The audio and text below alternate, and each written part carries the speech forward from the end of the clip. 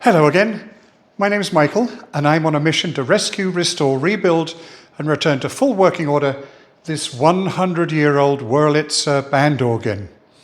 Well, for the last couple of episodes we've been working on the bellows and it's been slow going. It would be so much easier to build it from new, but I'm determined to restore it properly. So this week we're going to continue with the bellows and I'm going to concentrate on getting the pump boards, those are the boards that go between the upper and lower boards, the ones that move, that actually pump the air. I'm going to get those ready for installing in the pumps we made last week. So follow me and see what we get up to this week. The next step is to prepare these pump boards to install in the new bellows framework. You see where it goes there. Now, there's a couple of things I have to do with this. They're structurally okay, but they do need tarting up a little bit. I've noticed that here, there's pieces of this old newspaper that are flaking off. You can see it's bubbling up a little bit, and it's flaking off. Now, that might not seem like such a big deal, but remember that this will pump the air into the reservoir, and eventually this will get pumped out into the pipes. And this is big enough to stop a pipe up in the windway. So I've got to do something with this. What I want to do is scrape off what is loose, and then I'm going to size it all with a thin wood glue size to hold it, stabilize it and hold it back in place. So with that in mind, and with this leather being so old and fragile, and obviously it's different types of leather. This one looks quite good, but I'll replace them all. Some of the springs are new, some of them are not, but you know, they'll work. So I'm going to take off the leather, save the springs, clean up the edges, and then I have to put a piece of leather on here which acts as a friction barrier in there. You'll see, it'll make sense. First thing to do is take out these bars, which basically are what the pump sticks go on to push the whole thing up and down. So they're coming out, and I'll save those.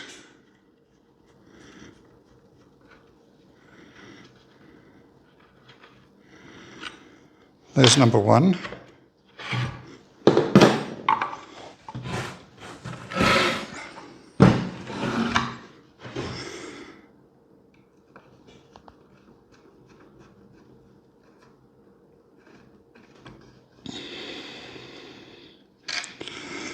And there's number two. These screws are to stop this from twisting. Basically, if it was able to twist, it would wear these holes out very quickly, and it wouldn't last very long at all. So that's what those are for. So that's a good thing I have to remember to put back. Okay, now I'm going to clean up the edges.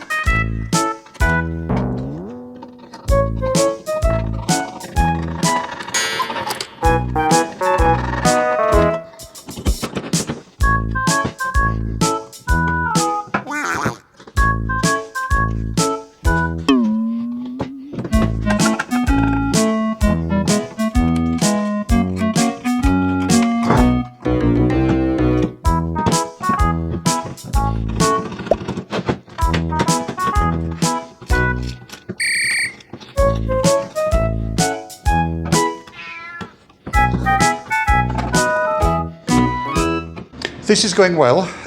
Most of it comes off easily, but there's a few bits and pieces which are not, and I don't want to use a chisel on them. I don't want to damage the wood. So I'm going to get the hot air gun and have a go and see if that will loosen it up a little bit more. I've got to take off the old leather here, which sits in the actual hinge. So it's gratifying to see that the glue, however old it is really sticking nicely. I've got to get all that off. Once I've got off the leather, I will sand this down just a touch to get down to some good wood for the new glue to affix to. Now, in theory, some heat and moisture should really loosen this leather.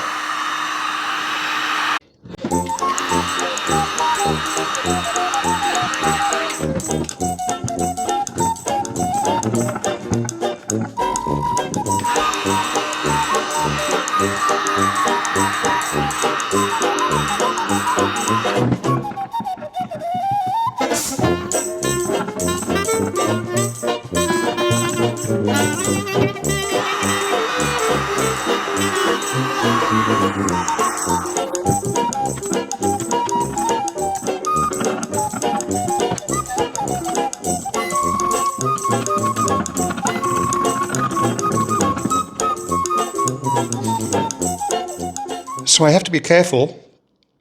It's taking off some fibres of the wood, which means the remnants of the leather and the glue are stronger than the wood. Another reason why I'm going to have to size this all to seal it and hopefully make it last another 100 years.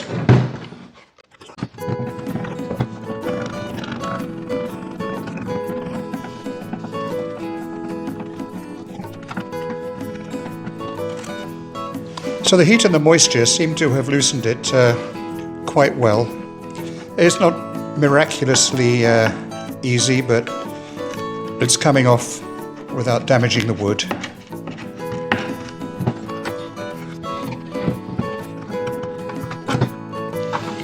A little bit of a sand, and then a new piece of leather.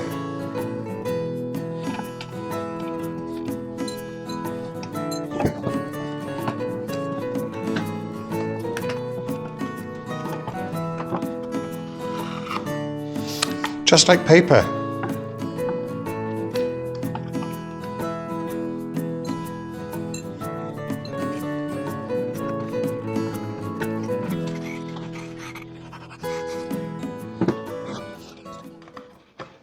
Well, that's everything taken off of this one.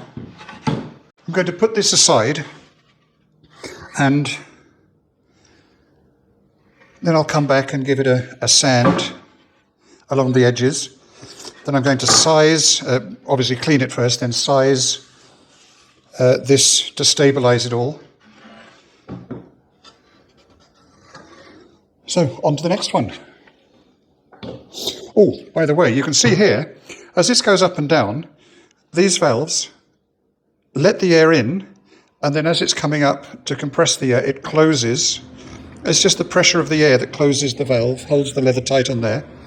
But this is what's interesting, is the air gets sucked in through here, in the edges, and there's a gap all the way through here, and then it gets pushed in here. It's wonderful. The engineering here for over 120 years ago is wonderful. Right, number 2.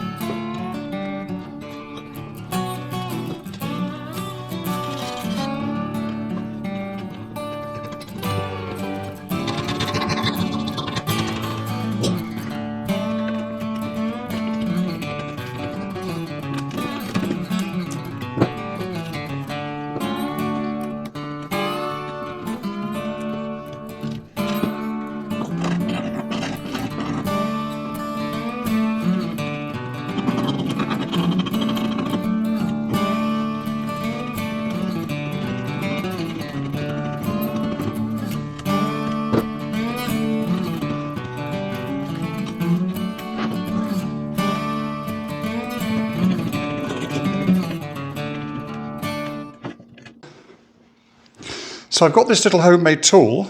It's a right angle. And I know it's a right angle because it came from one of these saw boxes for cutting angles. Just cut half off. Then I put a piece of leather on here to run up and down here, and then the sandpaper here. So this is how it works.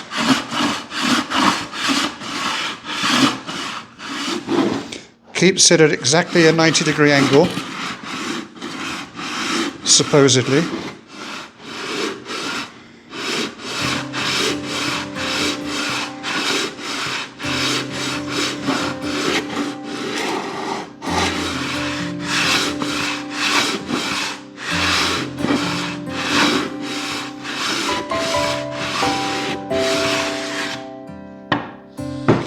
And that appears to be working quite well.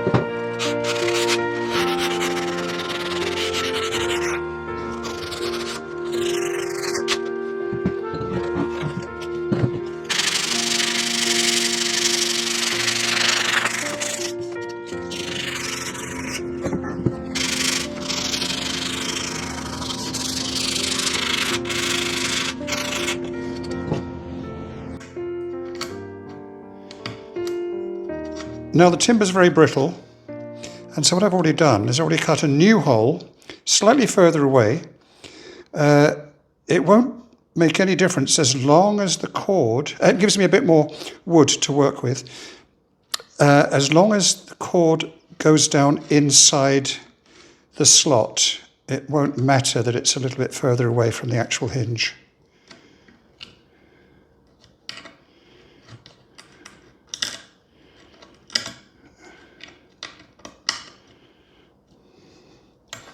I could have drilled this out, the old cord, but I'd have to have done it with a bigger, slightly bigger drill, I think, and I didn't want to do that. I want to, there we go, the cord will lay in there, and the new hole will be where the cord is fixed.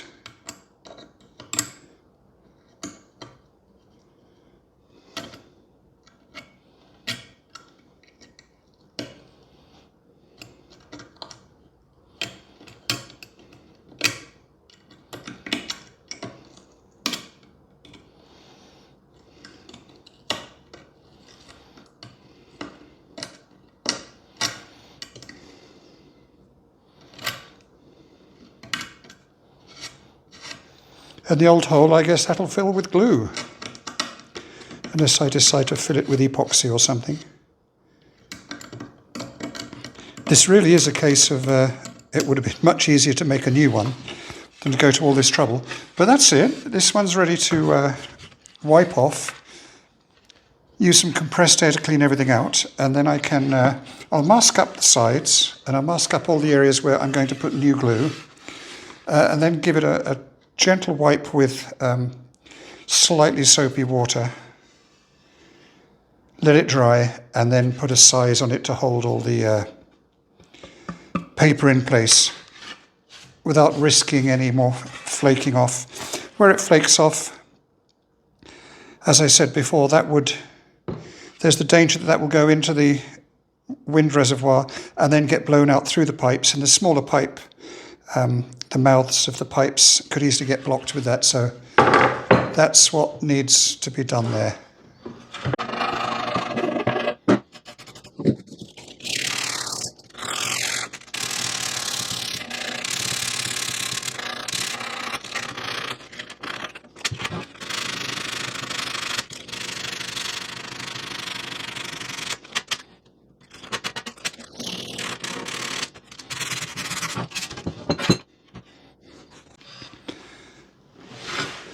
Now there's a piece that's broken off here, and I've chiselled away a little more so I've got something for it to fit in.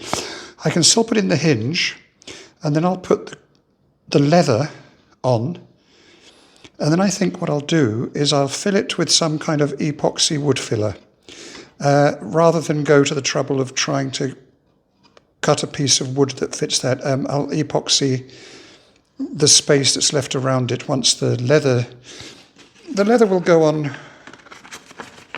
like that, so that will form quite like a mould, if you will. We'll see. This is 100 years old, so it's not going to be 100% perfect. I just want it to be good enough. Now, I don't know if you need to take off all the remnants of the hide glue, but I'm not taking any chances, so that's what I'm doing here. But it's pretty hard, it's pretty tough to get off, which means it's bonded in there quite well.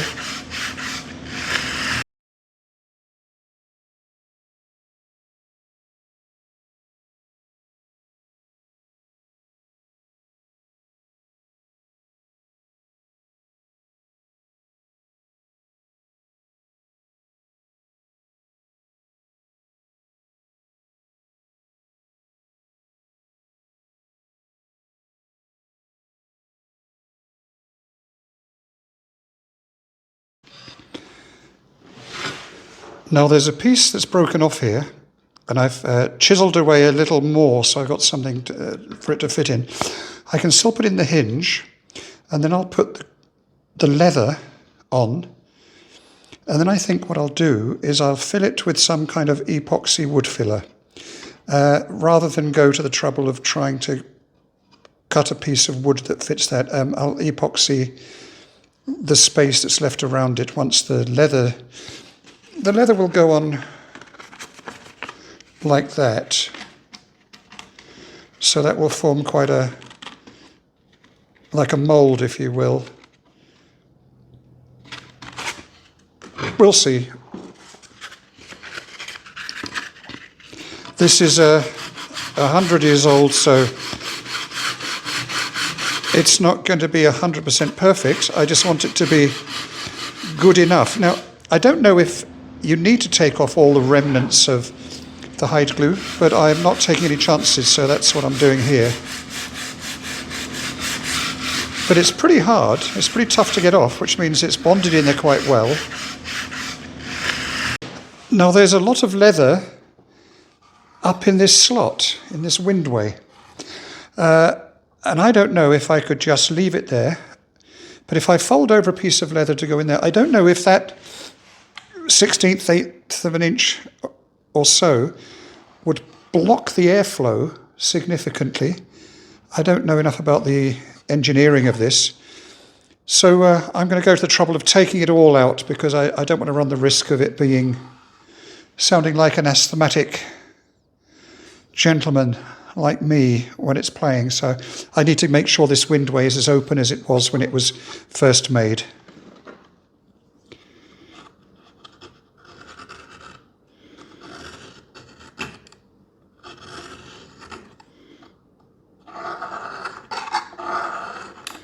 I can scrape out much of it, but then I can use a file.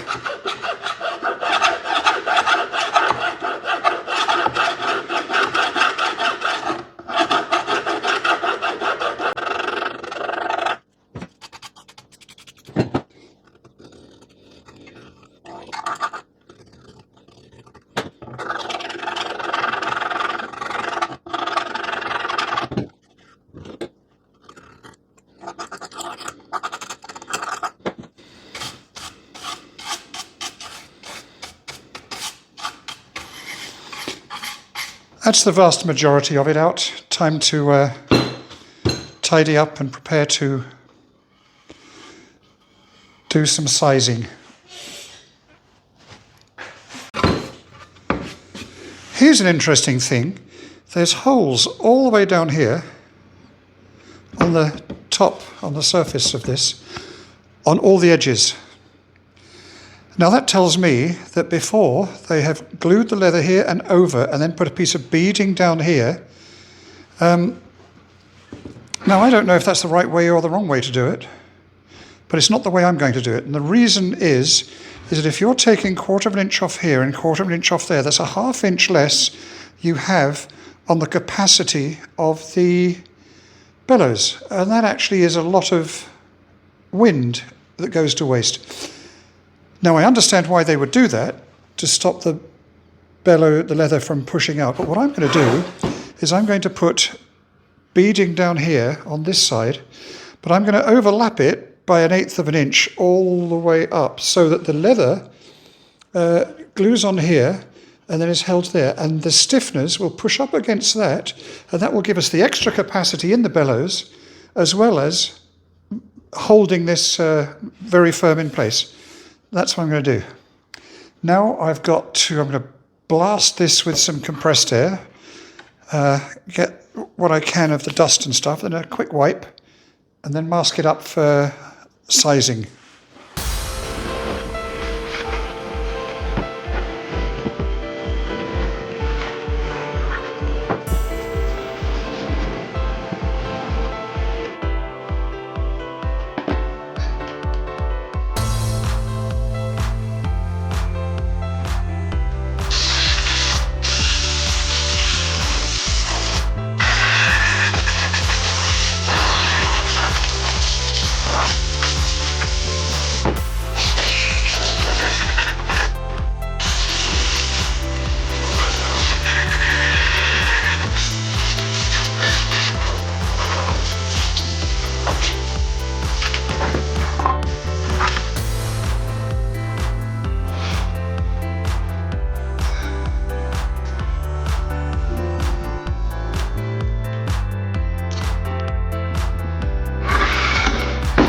on the end here. I'm going to, this is where the leather glues on, so I'll mark that off.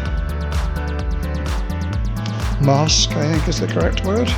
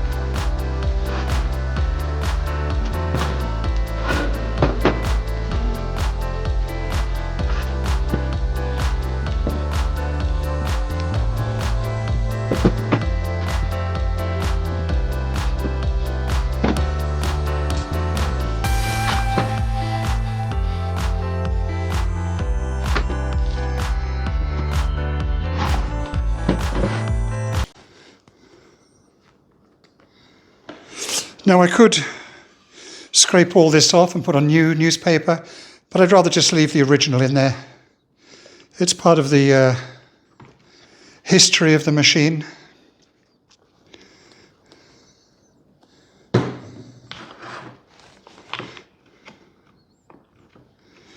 But anyway, there's not really much newsworthy going on these days, is there? So I don't think anybody would want to read about what's happening now in 50 years' time.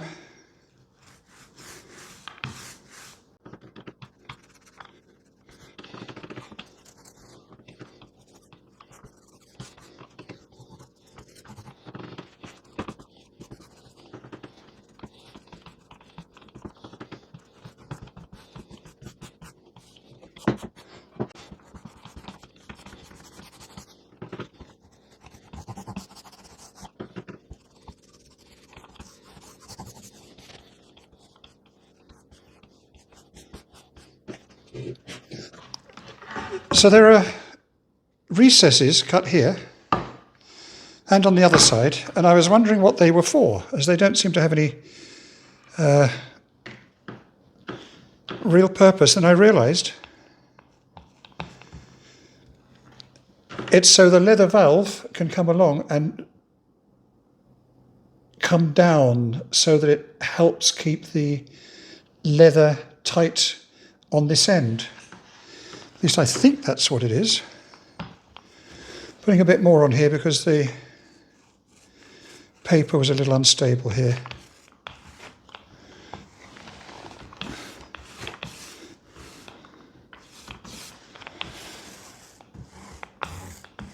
Now, there's very few people, if any, who are ever going to see this. But I'm hoping maybe one day.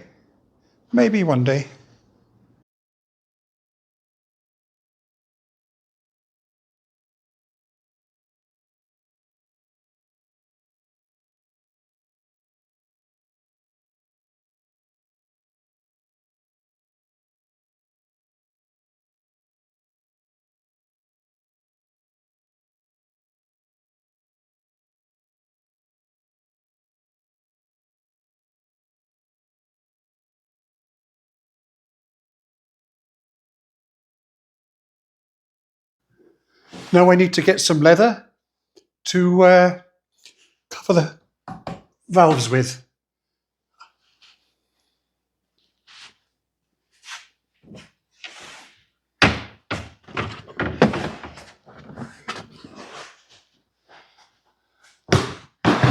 Let's see what we can find.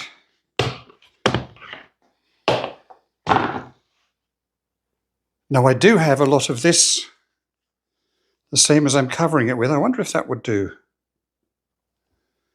I guess it would. But here's some that's a little better. It's a bit thicker. Do I have enough?